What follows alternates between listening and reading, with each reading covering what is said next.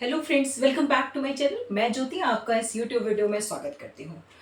आज का सवाल, आज के टॉपिक से पहले हम आज का सवाल करेंगे, वो है कि हमारे देश में सबसे पहली महिला राष्ट्रपति कौन बनी। ठीक है, जिनको भी आंसर पता है कमेंट बॉक्स में लिखें और बताएं। अब आते हैं अपने टॉपिक पे। ठीक है, हमारी जो आज टॉपिक में एक विशेष वर्ण है। एक तो हम पढ़ते हैं ड, है ना, और दूसरा पढ़ते हैं अड़, है ना। ठीक है, तो ही इसको पहचानने के ड और अड़ को लिखने, बोलने के नियम। ठीक है, यानी इसको हम कहाँ ड़ लिखेंगे, कहाँ, या फिर अंतर, इन दोनों का अंतर या अंतर, आप किसी भी तरह उसको समझ सकते हैं कि क्या अंतर है, इन दोनों में क्या अंतर है। तो ड, देखिए ड जो है वो हमारी हिंदी वर्णमाला में ट वर्ग का तीसरा वर्ण है ना। हमारी जो हिंदी वर्णमाला है उसको कैसे क वर्ग, च वर्ग, इस तरह से बांटा गया है, विभाजित किया गया है। तो ये ड कहाँ आता है? ड आता है हिंदी वर्णमाला में, अगर मैं बात करूं तो ये आता है ट वर्ग के तीसरे स्थान पर, ट वर्ग का के तीसरे स्थान पर, तीसरे स्थान पर। ठीक है, यानी ये हिंदी वर्णमाला में है। ठीक है, लेकिन अड़ कहीं है? आपने जब वर्णमाला पढ़ी है क ख ग करके, तो आपने क्या अड़ा वर्ण कहीं पढ़ा है? नहीं पढ़ा है, यानी हिंदी वर्णमाला में कहीं भी अड़ है ही नहीं। ठीक है, तो सबसे बड़ा अंतर आपको ये याद रखना है कि ड हमारी हिंदी वर्णमाला में है और अड़ नहीं है। अब देखिए इसमें एक चीज और, ड वर्ग जरा देखिए, ड वर्ग के जो शब्द हैं उनको देखिए।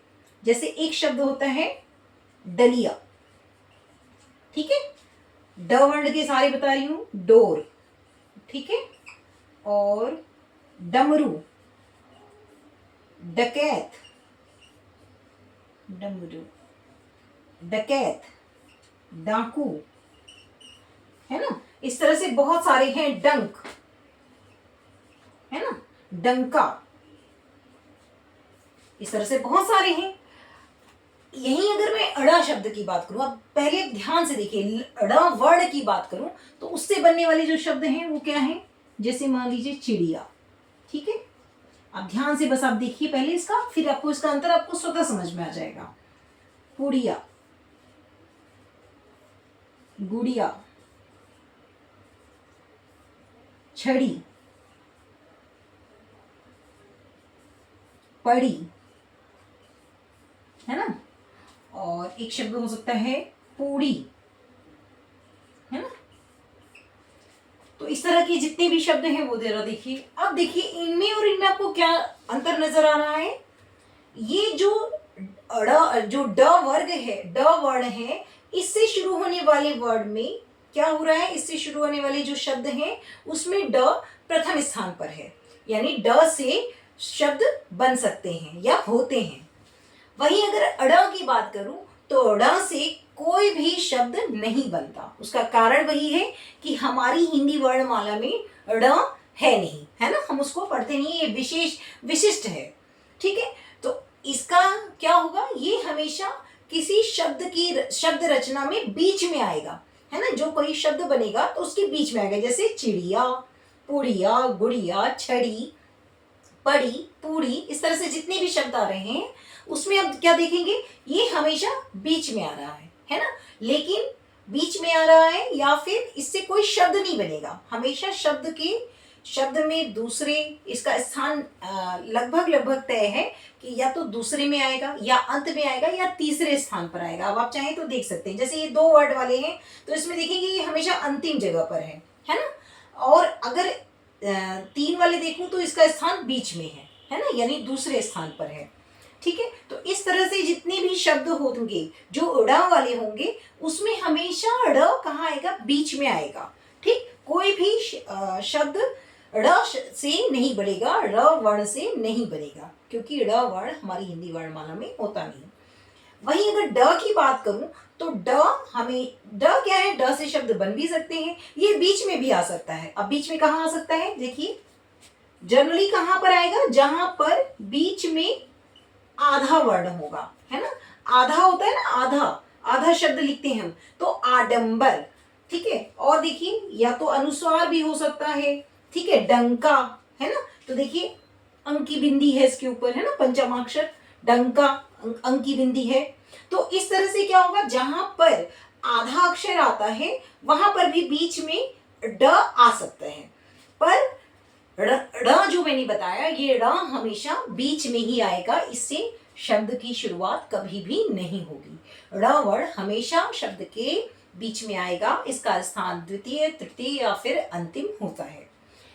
जो ड वर्ग है, जो ड वर्ण है, वो ट वर्ग का तृतीय वर्ण है और इससे शब्द की शुरुआत हो सकती है। ये शब्द के बीच में जब आता है तो अधिकतर हो सकता है इसके अपवाद हो, पर अधिकतर क्या होता है, आधा वर्ण भी होता है। देखिए अपवाद में एक शब्द मैं लिख के दिखाती हूँ, अडिग।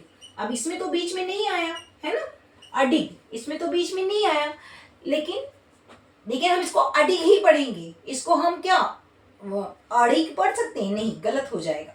तो अडिग इस तरह की आपको पढ़नी, जब ये आपको पूरी बात आपको तब समझ में आएगी जब इस तरह की आप बहुत सारे शब्दों को पढ़ेंगे, ठीक है। इसीलिए बार बार बोला जाता है कि आप जितना पुस्तकें पढ़ेंगे, जितने शब्द पढ़ेंगे, उतना आपका शब्द भंडार बढ़ेगा।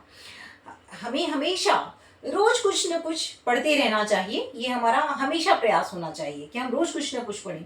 तो अब हम जैसे ये सीख रहे हैं, हम इससे मिलते जुलते कुछ शब्द अगर पढ़ लें तो हमें इनके बीच का जो अंतर है वो साफ समझ में आएगा। तो अंतर मैंने आपको बता दिया, ये हिंदी वर्णमाला में नहीं, ये है और ये नहीं है।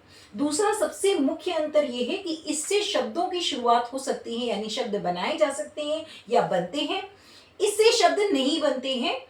ये हमेशा शब्द के बीच में आता है, कहाँ पे आता है, द्वितीय, तृतीय या फिर अंतिम स्थान पर, ठीक है। तो मैंने आपको उदाहरण से ये बात भी समझा दी है। अब आज के प्रश्न का उत्तर है कि हमारे देश में पहली राष्ट्रपति, महिला राष्ट्रपति बनी श्रीमती प्रतिभा पाटिल जी, ठीक है। तो आई होप कि आपको वीडियो अच्छा लगे तो लाइक, सब्सक्राइब और शेयर करना ना भूलें। मिलेंगे अगले वीडियो में। हमारा जो रोज का ये वीडियो बनाने का क्रम है, ये ना टूटने पाए, आप लोग इसके लिए चैनल को लाइक, सब्सक्राइब और शेयर करते रहें, सो दैट मेरे को भी मोटिवेशन मिलता रहेगा। एक और बात कि हम एक छोटा स्टेप अगर रोज पढ़ने का लेंगे तो हमारे पास हम बहुत सारी चीज़ें सीख पाएंगे। पर हम अगर पढ़ेंगे, हम सोचेंगे एक दिन में सब कुछ पढ़ ले, तो कभी नहीं पढ़ सकते। तो इसके लिए हमें रोज take a small step every day, ठीक। चलिए, बाय बाय।